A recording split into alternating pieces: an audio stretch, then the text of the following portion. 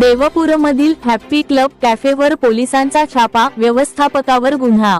धुळे शहरातील देवपूर परिसरातील वाडीभोकर रोडवरील हॅपी क्लब रेस्टॉरंट कॅफेवर पश्चिम देवपूर पोलीस ठाणे व अनैतिक मानवी वाहतूक प्रतिबंध विभागाने संयुक्त कारवाई करत छापा टाकला। या कारवाईत 2 युवक व 2 युवतींना ताब्यात घेण्यात आले असून कॅफेच्या व्यवस्थापकावर गुन्हा दाखल करण्यात आला आहे।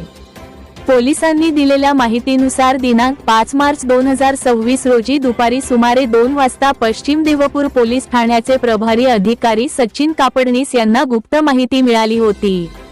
देवपूर येथील हॅपी क्लब कॅफेमध्ये आतील बाजूस कोणालाही दिसणार नाही अशा पद्धतीने बंदिस्त खोली तयार करून तेथे युवक युवतींना प्रवेश दिला जात असल्याची माहिती मिळाली होती।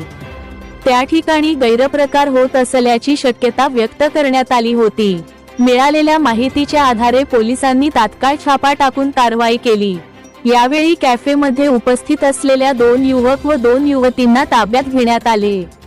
तसेच कॅफेचे व्यवस्थापक पृथ्वीराज भटू देवरे वय 22 राहणार संभाप्पा कॉलनी साक्री रोड धुळे यांच्याविरुद्ध पश्चिम देवपूर पोलीस ठाण्यात गुन्हा दाखल करण्यात आला आहे। ही कारवाई पोलीस अधीक्षक श्रीकांत हिवरे, अपर पोलीस अधीक्षक अजय देवरे व उपविभागीय पोलीस अधिकारी राजकुमार उपासे यांच्या मार्गदर्शनाखाली करण्यात आली।